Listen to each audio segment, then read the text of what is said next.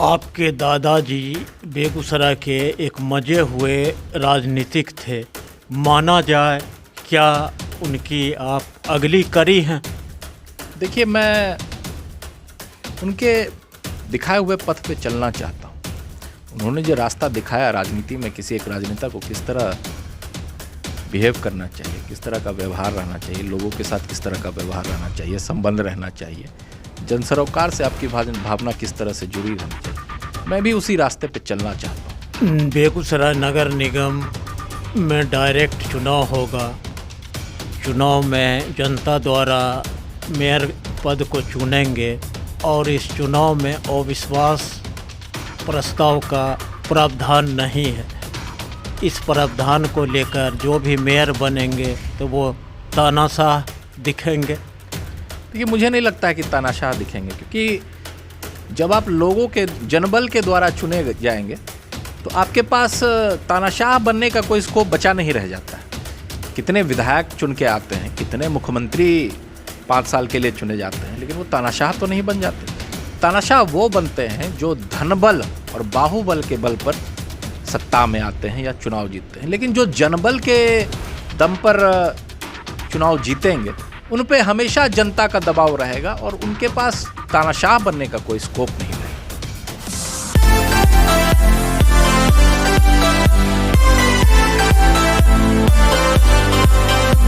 आप देख रहे हैं बेगूसराय फ्रंट लाइन।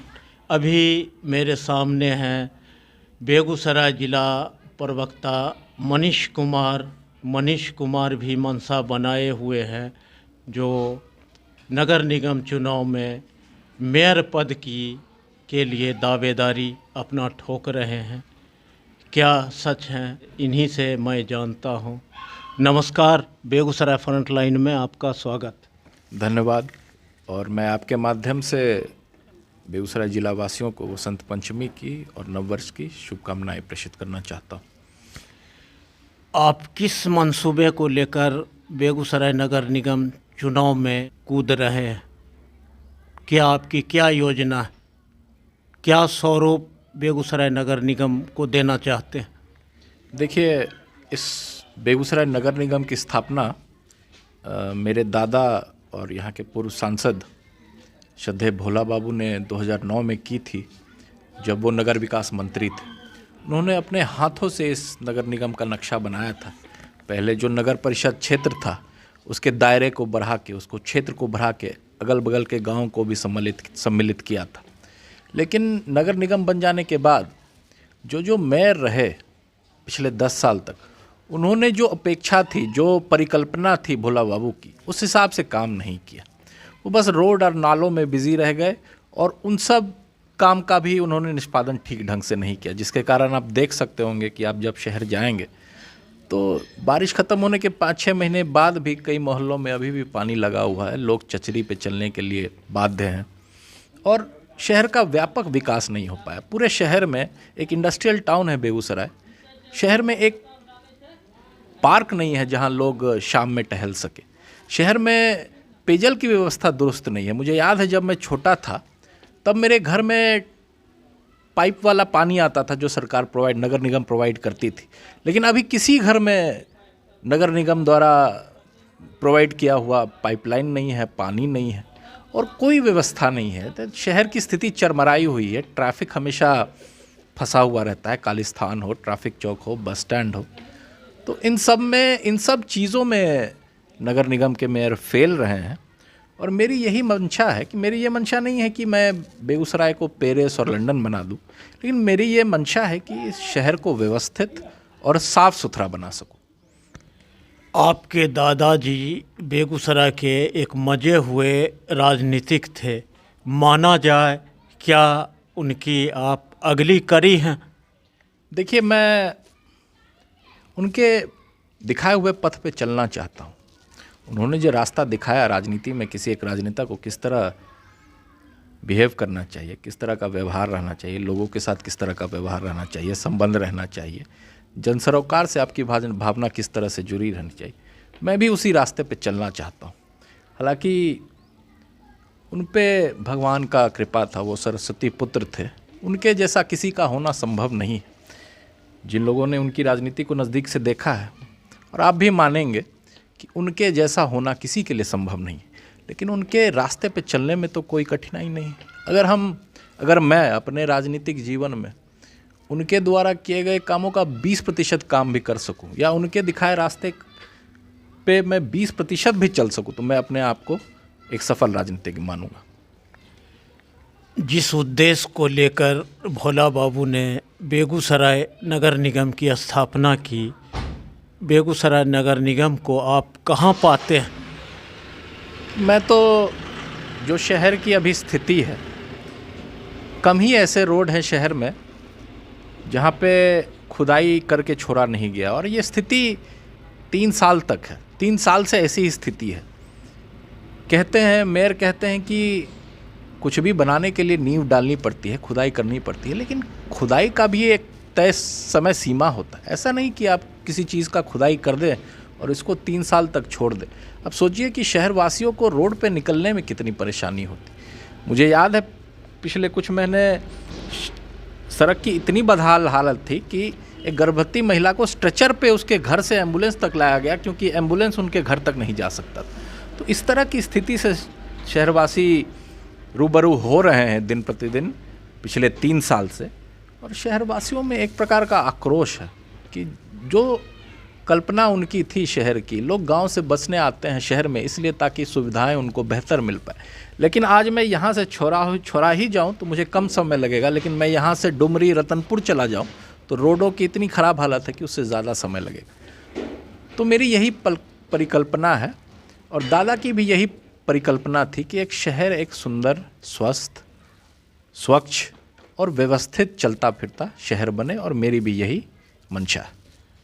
आप अगर मेयर बन जाते हैं, चुनाव जीत जाते हैं, तो इस शहर को नई आकृति देंगे?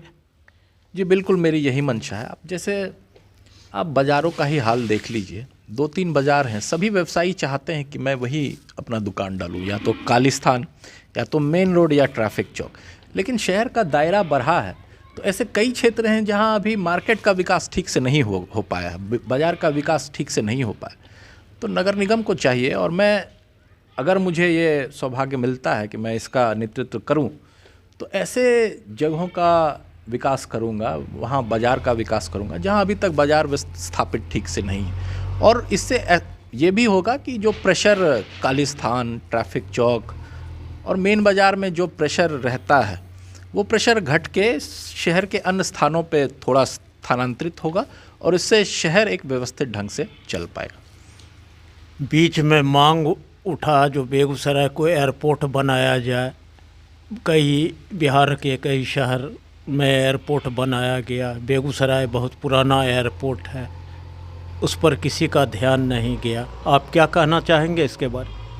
देखिए, मैं जहाँ अभी हूँ, आप जहाँ अभी हैं उससे बगल में ही उलाव हवाई अड्डा है, और मांग बहुत दिनों से बेगूसराय की जनता की है कि यहाँ एक एयरपोर्ट हो, लेकिन कुछ ऐसे मानक होते हैं जिन पे एयरपोर्ट को खरा उतरना पड़ता है ताकि वो चालू हो सके और उसका एक विस्तारित रूप प्रारंभ हो सके।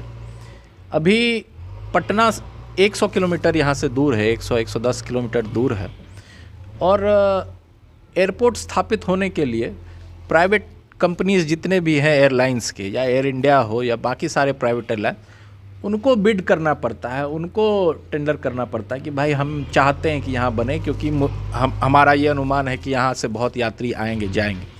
उस मामले में अभी बेगूसराय पिछड़ा हुआ है, लेकिन इस पे काम चल रहा है, और हमारे सांसद केंद्रीय मंत्री भी हैं, हमारे राज्यसभा सांसद बेगूसराय के हैं राकेश सिन्हा जी, ये सब अनवरत लगे हुए हैं इस काम में, और कुछ बड़ा चीज़ हासिल करने के लिए काफ़ी मशक्क़त करनी पड़ती है। और मुझे आशा है कि आने वाले कुछ दिनों में बेगूसराय के लोग भी बेगूसराय हवाई अड्डे से ही उड़ान भरेंगे दिल्ली कलकत्ता के लिए। बेगूसराय नगर निगम में डायरेक्ट चुनाव होगा। चुनाव में जनता द्वारा मेयर पद को चुनेंगे, और इस चुनाव में अविश्वास प्रस्ताव का प्रावधान नहीं है। इस प्रावधान को लेकर जो भी मेयर बनेंगे तो वो तानाशाह दिखेंगे। देखिए, मुझे नहीं लगता है कि तानाशाह दिखेंगे, क्योंकि जब आप लोगों के जनबल के द्वारा चुने जाएंगे तो आपके पास तानाशाह बनने का कोई स्कोप बचा नहीं रह जाता है। कितने विधायक चुन के आते हैं, कितने मुख्यमंत्री 5 साल के लिए चुने जाते हैं, लेकिन वो तानाशाह तो नहीं बन जाते। तानाशाह वो बनते हैं जो धनबल और बाहुबल के बल पर सत्ता में आते हैं या चुनाव जीतते हैं, लेकिन जो जनबल के दम पर चुनाव जीतेंगे उन पे हमेशा जनता का दबाव रहेगा और उनके पास तानाशाह बनने का कोई स्कोप नहीं रहेगा। जनबल अच्छा रहेगा कि धनबल? देखिए, ऑब्वियस है कि जनबल ही अच्छा रहेगा और इसीलिए बिहार सरकार ने ये प्रावधान लेके आया है। क्योंकि जब आपने देखा होगा कि जब पहले मेयर का चुनाव होता था तो पैसों का नंगा नाच होता था। वार्ड पार्षदों की बोली लगती थी और बोली में जो सबसे ज़्यादा बोली लगाते थे वो शहर के मेयर बनते थे। वस्तुतः जो शहर के सबसे धनाढ़ व्यक्ति होते थे वही मेयर बनते थे। और आप इस बार पाएंगे कि कोई एक आम आदमी मेयर बनेगा और ये मेरा दावा है। कितने लोग खड़े हो रहे हैं मेयर पद के लिए, खड़े होने की कोशिश कर रहे हैं, क्या आपको लगता है? देखिए, चूँकि ओपन चुनाव है और एक आम आदमी को मौका मिला है कि वो मेयर के पद पे जाने का प्रयास कर सके, तो जनता के पास जितने ऑप्शंस हो उतने अच्छे। मैं तो चाहता हूँ कि ज़्यादा से ज़्यादा लोग नॉमिनेशन करें और लोगों के बीच जाएं, लोगों के बीच अपना शहर के लिए एक विजन रखें, अपना एजेंडा रखें और लोगों के पास इतना चुनाव करने के लिए इतने ऑप्शंस हो कि लोग सही चुनाव कर सकें। तो आपने पूरा मन बना लिया है जो मैं इस बार मेयर पद के लिए चुनाव लड़ूंगा? जी, बिल्कुल मैंने मन बना लिया है। समर्थकों का भी सपोर्ट है, उनका पहले दबाव था कि आप ओपन चुनाव है और आप चुनाव लड़ें। मेरे बड़े बुजुर्गों ने भी मुझे सलाह दिया कि राजनीतिक क्षेत्र में जब आप आए हैं तो आप चुनाव लड़ें, क्योंकि हर एक राजनीतिक कार्यकर्ता की महत्वाकांक्षा होती है कि वो किसी ऐसे पद पे बैठे जहां उनके पास इतनी शक्ति हो उसके पास कि वो गरीबों की मदद कर सके, अपने क्षेत्र का विकास कर सके, अपने शहर का विकास कर सके। और मेरी भी यही महत्वाकांक्षा है। आप कितने साल से राजनीति में हैं?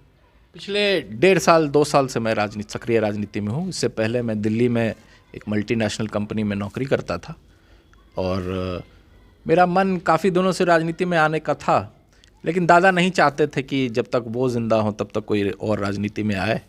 इसलिए मैंने जब उनका देहांत हुआ उसके कुछ दिनों बाद से मैंने नौकरी से रिज़ाइन देके और सक्रिय राजनीति ज्वाइन किया। तो अभी किस दल में हैं आप? भारतीय जनता पार्टी के जिला प्रवक्ता। बेगूसराय नगर निगम के निवर्तमान मेयर का 5 साल के कार्यकाल को आप किस रूप में देखते हैं? देखिए, शहर का कोई व्यापक विकास नहीं हुआ। रोड बने और बस इतना ही हुआ, और जो रोड बने भी उनको कुरेद के छोड़ दिया गया। ना एक पार्क बना, ना इलेक्ट्रिक क्रेमेटोरियम है इस शहर में, जो कि एक व्यवस्थित शहर का पर्यायी होता है। ना वॉकिंग पेवमेंट्स हैं रोड पे, ना ट्रैफिक लाइट्स हैं। कोई एक अच्छे शहर की, साफ़ सुथरे शहर की जो परिकल्पना होती है उनमें से एक मानक पे भी हमारा शहर खरा नहीं उतरता है। इसलिए मैं जो निवर्तमान मेयर हैं उनको 10 में से 2 नंबर ही दूंगा। अगर आप चुनाव जीत जाते हैं तो प्रमुखता के तौर पर बेगूसराय नगर निगम के लिए सबसे पहला कौन सा काम करेंगे? देखिए, शहर की सबसे बड़ी समस्या है जल निकासी की, और मुझे अगर जनता आशीर्वाद देती है तो मेरी सबसे बड़ी प्राथमिकता होगी कि शहर में जल निकासी की व्यवस्था को दुरुस्त किया जाए, ताकि कितनी भी बारिश हो शहर में 1-2 दिन से ज़्यादा पानी ना ठहरे। तो आप किस भरोसे को जताकर जनता से आप वोट लेंगे? देखिए, मैं पिछले 2 साल से राजनीति में सक्रिय हूँ और सबसे ज़्यादा मैं नगर निगम क्षेत्र के मुद्दों को ही पिछले 2 साल से उठाता रहा हूँ प्रमुखता से। क्योंकि यहाँ के नेता और यहाँ के लोग धनबल के खिलाफ ज़्यादा बोलना नहीं चाहते हैं, आवाज़ उठाना नहीं चाहते, लेकिन मैंने बिना डरे बेबाक तरीके से नगर निगम क्षेत्र की जितनी भी समस्याएं हैं, चाहे वो रोड की हो, चाहे जल निकासी की हो, चाहे ट्रैफिक जैम की हो, इन हर एक समस्या को मैंने 2 साल तक प्रमुख तरीके से उठाया है।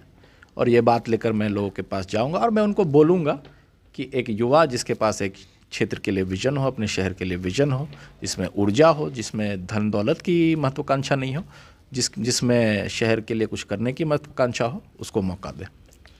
आप युवा हैं और मेयर पद के लिए आप चुनाव लड़ने जा रहे हैं, युवाओं को क्या आप संदेश देना चाहेंगे? देखिए, युवाओं को मैं संदेश देना चाहूँगा कि हमारा शहर भी युवा है। 70 से 75% लोग 35-40 वर्ष के नीचे के लोग हैं। तो आप ऐसे युवा को प्रतिनिधित्व दीजिए जो आपके साथ बैठ सके, आपकी भाषा में आपसे बात कर सके, आपकी भाषा में आपकी समस्या समझ सके और आपके साथ दुख दर्द बांट सके। ऐसे लोगों को आप मौका दें। तो मनीष जी अभी बेबाकी से बेगूसराय नगर निगम के बारे में इन्होंने बताया, चर्चा है ये चुनाव लड़ रहे हैं और मेयर पद के लिए चुनाव लड़ेंगे। चलिए, बहुत बहुत धन्यवाद। धन्यवाद।